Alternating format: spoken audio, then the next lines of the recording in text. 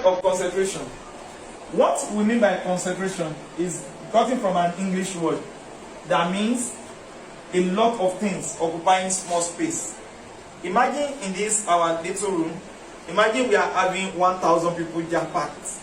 Then that means there will be a problem. Look at this, for instance. Look at this container. I forgot that you cannot see my room.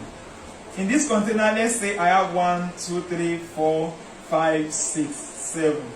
If they keep you in this room in your hostel when you gain admission to your year 1, 1, 2, 3, 4, 5, 6, 7, you'll be happy that this room is so big. But if you come to our AWO in OAU, we have a very big room like this. And officially, they have kept just 1, 2, 3, and 4 in that room. But in another block, in the same AWO, then some people have came to sport with us, and they used to be like maybe 40 sometimes. Imagine 40 people occupying this same space. So you can see that the whole place will look jam-packed. Imagine, let's assume we have a lot of people here. So in that case, you can say, my room is concentrated. So that means that the concept of concentration can be understood in terms of few things. Number 1, in terms of space. And number 2, in terms of amount that we put there. In terms of amount, there are 2 ways scientists have agreed to measure amounts in the laboratory. Number 1, forget about volume this time. In terms of amount, they think about mass. And number 2, they think about number of mole. So these are the only 2 that they look at. Then, in terms of the space that we are talking about, they call space, they call it volume. So you can see clearly here that if I am talking about concentration now, from this illustration that we have given, you can see here that the more the number of people that occupy the room, the more the concentration.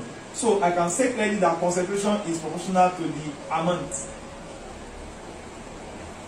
Right? Then again, what about this amount? What if we make this room to be as big as amphitheater, a very big place like that, or like just make it a whole city, maybe a whole University of Ibadan, or your University of Ilorin. So in that case, you can now say that the concentration is inversely proportional to the what? To the volume. So because the more the volume, the lesser the concentration. But the more the amount that we put, the more the concentration. So I'll rub this now and write the rest under. So I cannot think about something now. I cannot think that my concentration is common, my proportionality sign, then amount, right? I believe everybody can match that over volume. Think about that once again. Now, our amount can be measured in terms of how many units? 2. Therefore, concentration can become 2. 1. If our amount is in terms of mass, our concentration is going to become mass over volume. But if our concentration is in terms of number of mole, then we are going to have something like this, that concentration equals to maybe mass divided by what? Volume. But it's compulsory that your volume must be in dm cube and not cm cube. And it's compulsory that your mass must be in gram. So this thing that I wrote here, I'm going to give it a name, and that name is going to be mass concentration. Another name that I can call this mass concentration is in terms of the unit. You can see gram up and dm cube down. So I can also say that this guy should be called concentration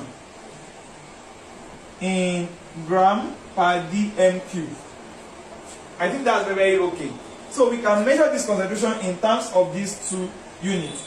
We can call it, we can call it these 2 names. Mass concentration and concentration in what? In gram per dm cube. That is when my amount is mass. So let's look at the second case. The second case is when our amount is in terms of number of mole. So the concentration is going to be, what should be the amount now? Number of mole divided by, what do we have below? Volume. Right? The unit of number of mole is mole, MOL. While the unit of volume compulsorily must be dm cube. So that means that the name that we can give this guy can become like 3 now. I can say that this guy should be called molar concentration. Molar concentration.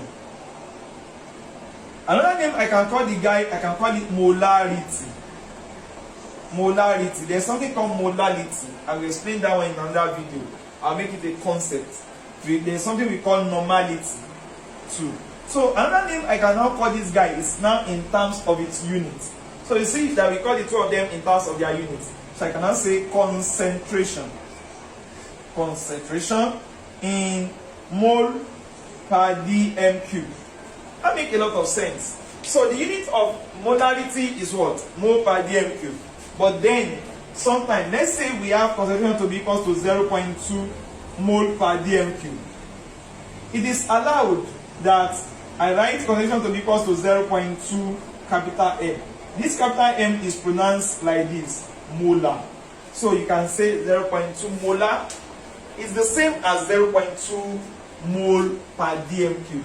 So this is the concept of concentration in terms of mass and in terms of number of mole. These are the two types of concentration that we have. So let's try to write the two as if we are writing simple formula. I can say that mass conc equals to mass over volume. Agree? I can also say that molarity equals to number of mole over volume. That's correct, Abby. Now, what do you think? How can we relate this mass conc and molarity together? Well, if I have what is here is mass and what is here is number of mole, can you remember that these two guys are related? How? By saying number of mole equals to mass over molar mass. If that's true, then I can think about something. I can say mass equals to number of mole times molar mass. And the mass can now be equals to number of mole times molar mass, right? So that means that in any of these two equations, if I see mass, what can I write where I've seen mass? Number of mole times molar mass. So let's look at this first equation. We now say mass conc, right? Equals to, what will I write in position of mass? Number of mole times molar mass. Divided by what's below? Volume. Think about it. Mass over volume. So that means mass conc can now be equals to number of mole over volume times molar mass. What is number of mole over volume? What is number of mole over volume? Now wait, molarity.